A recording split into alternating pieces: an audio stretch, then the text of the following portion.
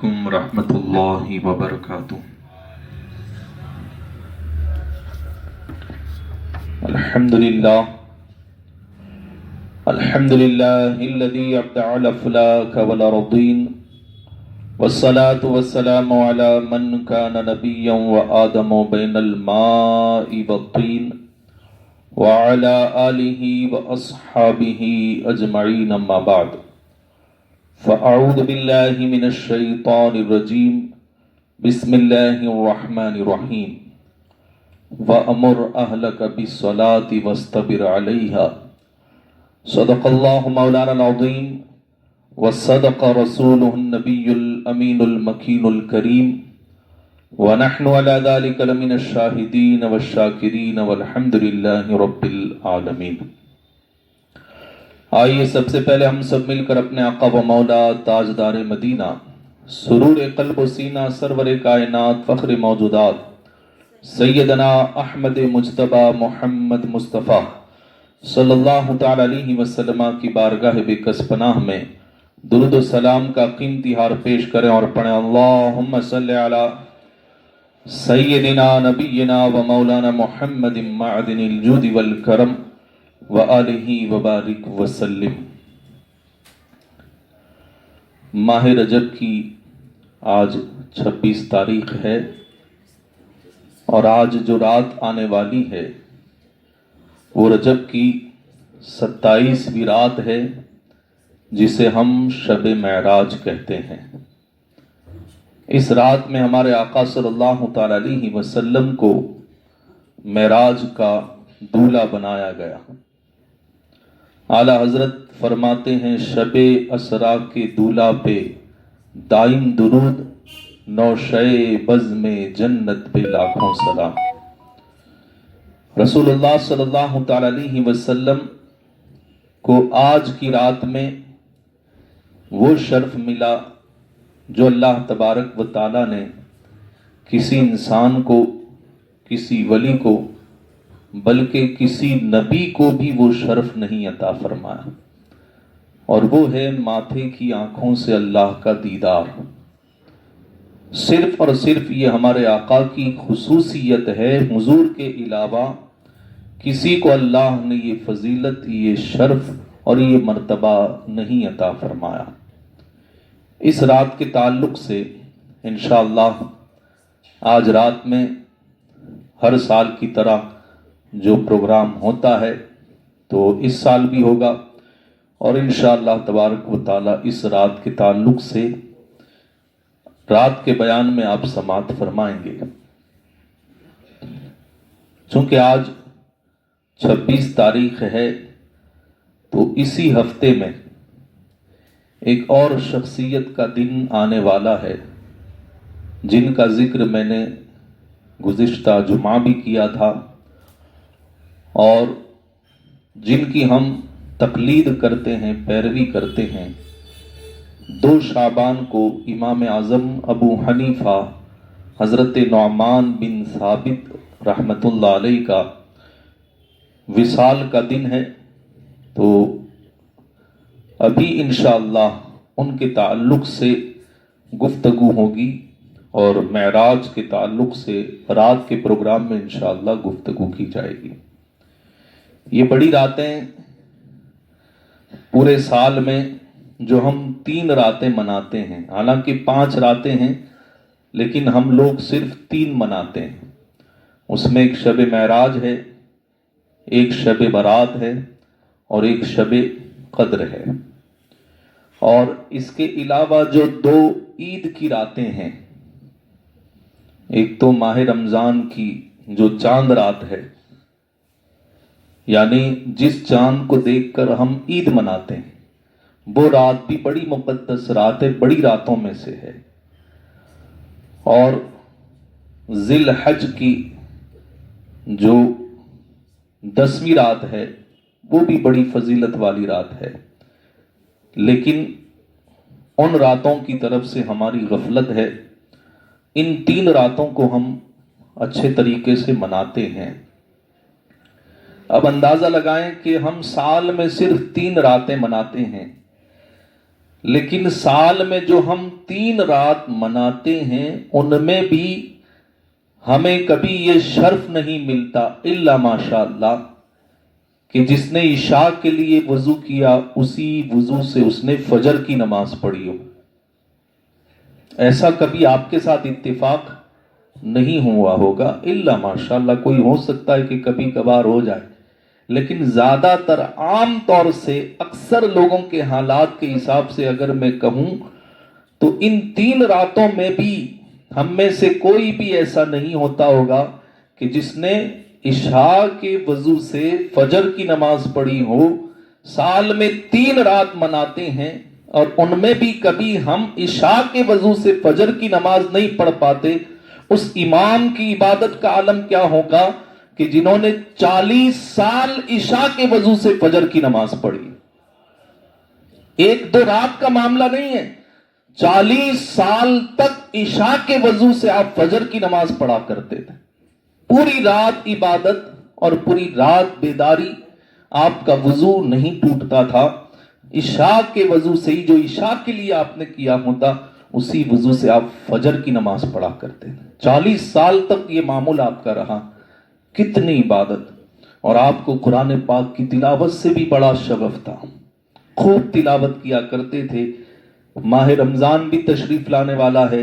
ماہ رمضان میں آپ کا معمول تھا کہ مکمل ماہ رمضان میں جب 30 روزے ہوتے تو آپ کے 61 قرآن پورے ہوتے تھے.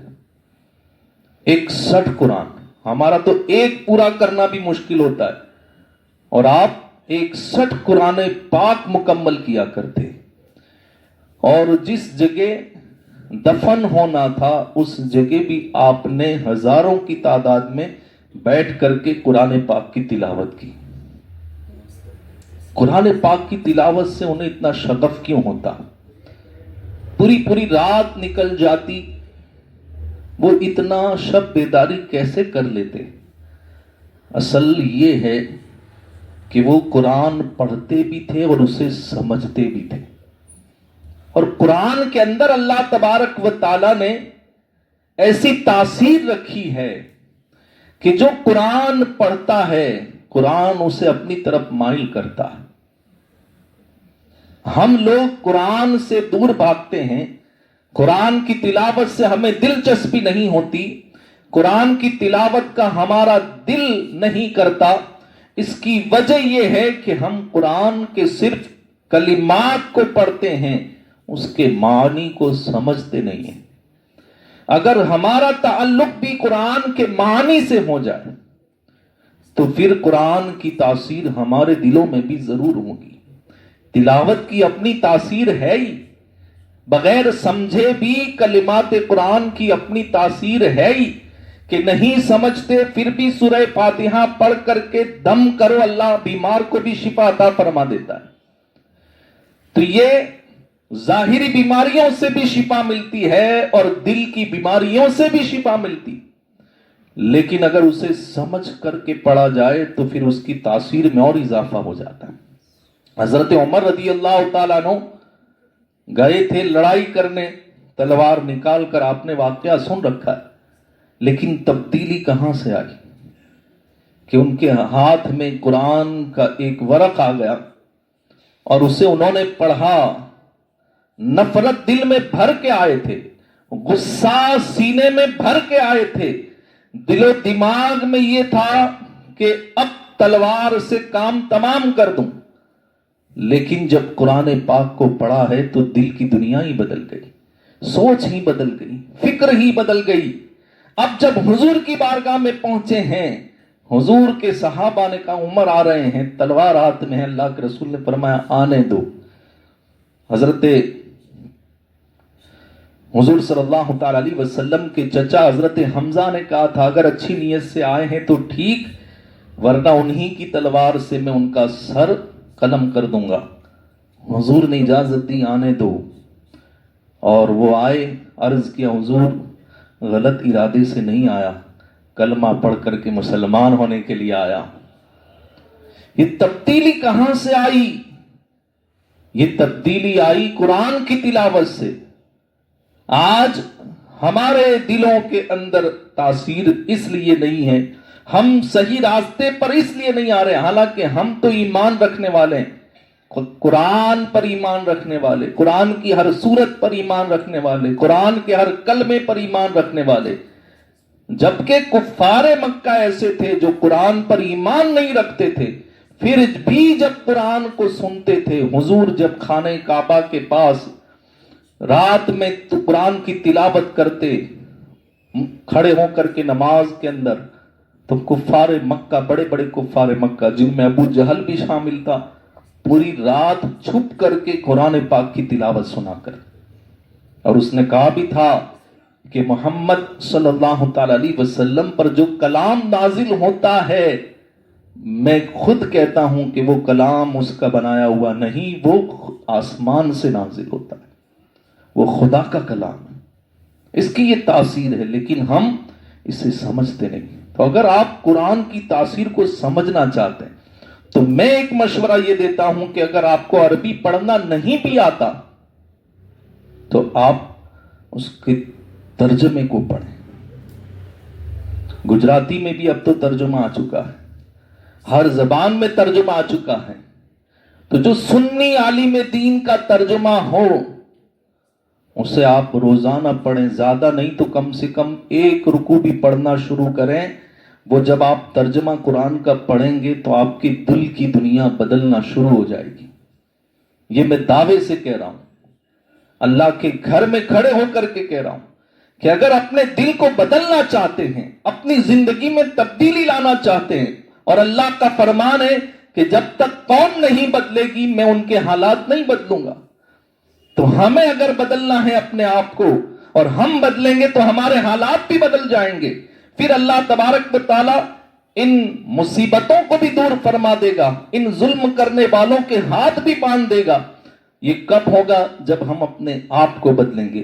تو خود کو بدلنے کے لیے ہمیں قرآن کو سمجھ کے پڑھنا ہے، اس کے ترجمے کو پڑھو۔ آپ ابھی شروع کریں گے ایک رکوع سے، لیکن دھیرے دھیرے یہ قرآن اپنی طرف آپ کو کھینچے گا، پھر آپ 2 رکوع شروع کریں گے، پھر 3 رکوع کریں گے، اور پھر موقع یہ ہوگا کہ آپ قرآن کا ترجمہ پڑھ رہے ہوں گے اور آپ کی آنکھوں سے آنسو جاری ہوں گے۔ ایک موقع وہ آئے گا کہ آپ قرآن پڑھیں گے اور آپ کی آنکھوں سے آنسو جاری ہوں گے۔ خدا کے کلام میں وہ تاثیر ہے، لیکن ہم پڑھتے نہیں، اسے سمجھتے نہیں۔ امام اعظم ابو حنیفہ نے اسی لیے ایک موقع پر نماز میں بھی قرآن کے ترجمے کو جائز کر دیا، کیونکہ آپ نے دیکھا کہ جو اہل عجم ہیں وہ قرآن کو سمجھتے نہیں، اور جب سمجھتے نہیں تو نماز کی طرف مائل نہیں ہوتے۔ اہل عرب کو ہم دیکھیں کہ وہ نماز پر نماز پڑھتے ہیں، تراویح کے اندر بالکل مخارج کے ساتھ، ترتیل کے ساتھ قرآن پڑھا جاتا ہے اور انہیں بورنگ نہیں ہوتی۔ ہمارے یہاں بالکل جو ہے تیزی کے ساتھ قرآن پڑھا جاتا ہے، پھر بھی ہمارے پیر درد کرنے لگتے ہیں، اور کچھ دن کے بعد جو ہے تعداد کم ہونے لگتی ہے، لیکن وہاں لوگ شوق سے کھڑے رہتے ہیں۔ کیوں؟ وہ قرآن سمجھتے ہیں، وہ جو پڑھا جا رہا ہوتا ہے اسے سمجھتے ہیں، اسے سن کر کے ان کی آنکھوں سے آنسو جاری ہوتے ہیں۔ آج بھی قرآن کی یہ تاثیر ہے، لوگ پڑھنے والے بھی روتے ہیں، سننے والے بھی روتے ہیں، کیونکہ یہ سمجھ ہے۔ تو یہ سمجھ پیدا ہو، اسی وجہ سے امام اعظم ابو حنیفہ نے اجمیوں کو نماز کی طرف مائل کرنے کے لیے نماز میں بھی قرآن کے ترجمے کو جائز کر دیا، فارسی میں نماز پڑھانے کو جائز کر دیا تھا آپ نے ایک موقع پر، لیکن پھر آپ کے شاگردوں نے ہی آپ سے اختلاف کیا اور دیگر علماء نے آپ سے اختلاف کیا، پھر آپ نے اپنے فتوے سے رجوع فرمایا، کیونکہ اگر ترجمے کو جائز کر دیا جائے تو قرآن کے کلمات کی ذمہ داری تو اللہ نے اپنے ذمہ کرم پر لی ہے کہ اس میں کوئی تبدیلی نہیں کر سکے گا۔ قرآن کے کلمات تو کیا زیر و زبر میں تبدیلی کوئی نہیں کر سکے گا، لیکن ترجمے کی ذمہ داری اللہ کی نہیں ہے، اس لیے لوگ اپنے اپنے حساب سے ترجمے کریں گے، اور آج ہم دیکھ رہے ہیں کہ قرآن پاک کے ترجمے لوگ اپنے اپنے حساب سے کر رہے ہیں۔ ہم کہتے ہیں کہ ہمیں سیدھے راستے پر چلا، اور کچھ ایسا کہتے ہیں ہمیں سیدھا راستہ دکھا. تو یہ فرق ہے ترجموں میں. تو لوگ اپنے اپنے حساب سے اپنی منشا اور اپنی مرضی کے مطابق ترجمے کریں گے. اس لیے پھر نماز میں ترجمے کو روک دیا گیا اور قرآن کی ہی تلاوت کو ضروری قرار دیا گیا. تو امام اعظم ابو حنیفہ نے اپنے اس فتوے سے رجوع فرمایا. آپ اتنے بڑے امام کی اللہ تبارک و تعالیٰ کی ہمیشہ عبادت کیا کرتے. آپ نے علم کی طرف جو میلان اب کا ہوا وہ بھی 20 سال کی عمر میں. آج ہم اپنے بچوں کو کہتے ہیں نا کہ اب بڑا ہو گیا اب مدرسے نہیں جانا، بڑا ہو گیا اب مدرسے نہیں بھیجنا. امام اعظم ابو حنیفہ علم کی طرف مائل ہوئے 20 سال کی عمر. حضرت امام شعبی رحمت اللہ علیہ جو بہت بڑے محدث تھے اور وہ تجارت بھی کیا کرتے تھے. امام اعظم ابو حنیفہ 20 سال کی عمر میں تجارت کیا کرتے تھے، تجارتی تعلقات تھے. اور اس وقت امام شعبی نے کہا کہ میں دیکھتا ہوں کہ تجارت میں تمہارا اتنا دماغ ہے، تم بڑے ذہین ہو، تو یہ ذہن اپنا علم دین میں کیوں نہیں لگاتے؟ تو 20 سال کی عمر میں پھر آپ نے ارادہ کیا کہ اب میں علم دین حاصل کروں گا، اور اس کے بعد آپ علم دین کی طرف مائل ہوئے. تو آج ہم اپنے بچوں کو 20 سال میں تو بہت بڑا سمجھتے ہیں کہ اب اسے علم دین حاصل نہیں کرنا چاہیے. علم دین حاصل کرنے کی کوئی عمر نہیں ہوتی. حضرت امام ابو یوسف جو امام اعظم ابو حنیفہ کے شاگرد ہیں، وہ خود بیان کرتے ہیں کہ میرے والد کا انتقال ہو گیا، میری والدہ نے مجھے ایک دھوبی کے یہاں نوکری دلا دی.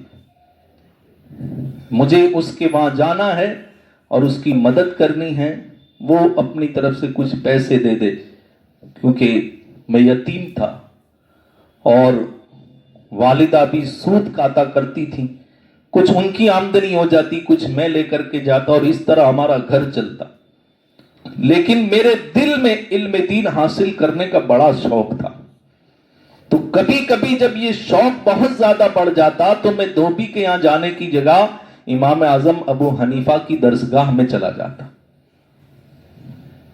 تو یہ امام ابو یوسف رحمت اللہ علیہ اتنے بڑے امام اور امام اعظم کے شاگرد ہیں. وہ بھی نہیں کہ بچپن سے علم حاصل کر رہے ہیں، وہ دھوبی کی مدد کرنے کے لیے جا رہے ہیں، تو کچھ تو عمر ہوئی ہوگی سمجھ والی. تو آپ دھوبی کے وہاں جانے کی بجائے امام اعظم ابو حنیفہ کے یہاں آتے اور علم حاصل کرتے. کچھ دن یہ سلسلہ چلا. ماں کو پتا چلا، ماں کو اس کا علم نہیں تھا، بتایا نہیں تھا. جب ماں کو پتا چلا تو ماں امام اعظم سے جھگڑا کرنے آئی اور کہا کہ آپ میرے بیٹے کو یہاں بیٹھنے نہ دیں، میں اس کو دھوبی کے یہاں مدد کرنے کے لیے بھیجتی ہوں، یہ یتیم ہے، اس کو اپنے یہاں بیٹھنے نہ دیں، اس سے وہاں بھیج دیں، کیونکہ اس سے کچھ فائدہ نہیں ہوگا. میرا بیٹا دھوبی کے وہاں جائے گا تو کچھ پیسے ملیں گے اور ہمارا گزارا چلے گا. امام اعظم ابو حنیفہ مسکرائے اور فرمایا کہ میں اسے وہ علم سکھا رہا ہوں کہ جو اسے پستے کا حلوہ کھلائے گا. پستے کا حلوہ. تو ماں جو ہے یہ کہہ کر کے چلی گئی کہ لگتا ہے آپ کی عمر کا غلبہ زیادہ ہو گیا ہے، کیونکہ اس زمانے میں پستہ بڑا مہنگا. اس علاقے میں، جس علاقے میں کوئی چیز پیدا نہ ہوتی ہو تو اس علاقے میں وہ چیز مہنگی ہوتی ہے. پھر اس کا حلوہ کھانا، اور وہ بھی ایسے حالات میں کہ یتیمی کے دن چل رہے. تو کہا آپ کی عمر زیادہ ہو گئی ہے اس لیے آپ ایسی باتیں کر رہے ہیں.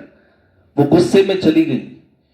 امام ابو یوسف علم حاصل کرتے رہے یہاں تک کہ ایک وقت وہ آیا کہ جب وقت کے بادشاہ نے آپ کو بلایا اور قاضی کا منصب دیا اور اپنے ساتھ رکھنے لگا. ہارون رشید اپنے ساتھ رکھنے لگا اور پھر بادشاہ کی بارگاہ میں پستے کا فالودہ پیش کیا گیا. بادشاہ نے وہ پستے کا فالودہ، پستے کا حلوہ امام ابو یوسف کے آگے کیا اور کہا کھائیں۔ امام ابو یوسف نے کہا یہ کیا ہے؟ پہلی بار زندگی میں دیکھا تھا۔ کہا یہ پستے کا حلوہ ہے۔ جب امام ابو یوسف نے یہ سنا تو آنکھ سے آنسو جاری ہو گئے، رونے لگے۔ بادشاہ نے پوچھا کہ یہ تو خوشی کا موقع ہے، آپ رو کیوں رہے ہیں؟ کہا ایک دن میرے استاذ نے یہ میری والدہ سے کہا تھا جب میرے حالات ایسے تھے کہ میں اسے وہ علم سکھا رہا ہوں کہ جو اسے پستے کا حلوہ کھلائے گا۔ آج ان کی وہ بات پوری ہوئی اور میرے سامنے پستے کا حلوہ آ گیا ہے۔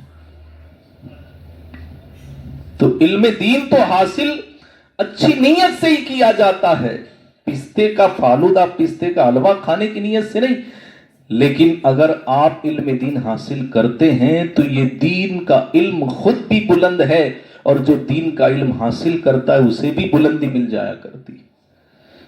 تو یہ امام اعظم ابو حنیفہ کی بات پوری ہوئی۔ اس وقت ہارون رشید نے کہا خدا رحم کرے امام اعظم ابو حنیفہ کی ذات پر کہ اللہ نے انہیں 2 آنکھیں بھی دی تھی ظاہر کو دیکھنے کے لیے، اور اللہ نے انہیں عقل سلیم بھی عطا فرمائی تھی جو دور تک دیکھتی تھی۔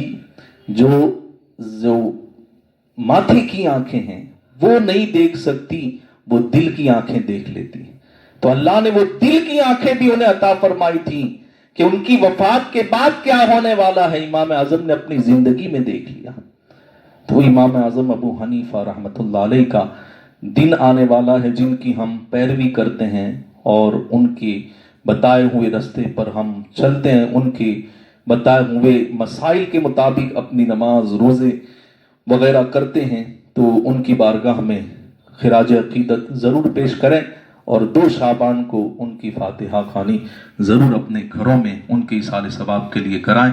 اللہ تعالیٰ مجھے آپ سب کو امام اعظم ابو حنیفہ کے علم سے حصہ عطا فرمائے، اور ہم کو اپنی اولاد کو بھی علم سکھانے کی اللہ توفیق عطا فرمائے۔ آج رات کو انشاءاللہ عشاء کی نماز کے بعد